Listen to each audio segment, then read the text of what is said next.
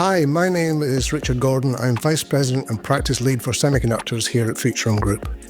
Today I'd like to talk a little bit about what's going on in the semiconductor industry, and we'll maybe have 2 or 3 predictions as well. So first of all, let's start with the state of the industry right now at the end of 2024 and as we enter 2025.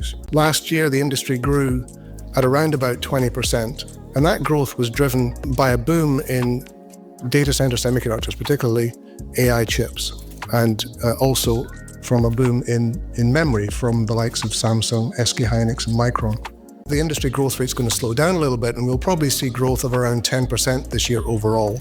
That's going to be driven, I think, by a pause in investment in the data center space, and also a recovery in the rest of the market as supply and demand comes more into balance. Second prediction I want to talk a little bit about is to do with the technology roadmap.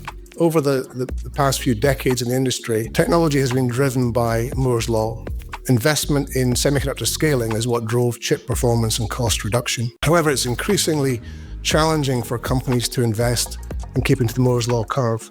Really, only the leading foundries and leading memory players can afford to do that these days. So we're going to see increasing investment in advanced packaging to drive the technology roadmap. In fact, one of the equipment manufacturers reckons that by 2030, around a quarter of foundry revenue will come from the chiplet space. The benefit of chiplets is that semiconductor devices can be partitioned up into functional blocks and then recombined in advanced packaging so that there's different types of semiconductors with different properties available in a single package. The last thing I want to talk a little bit about is geopolitics. Of course, the industry is very much a globalized industry and has a globalized supply chain, but increasingly we're seeing semiconductors seen as a driver of economic growth and also very important from a national security perspective. So what we're going to see going forward is more onshoring of semiconductor design and manufacturing. We're going to see increased technology transfer restrictions around the world and also increased tariffs and trade as well. Now, if you want to find out more, you can download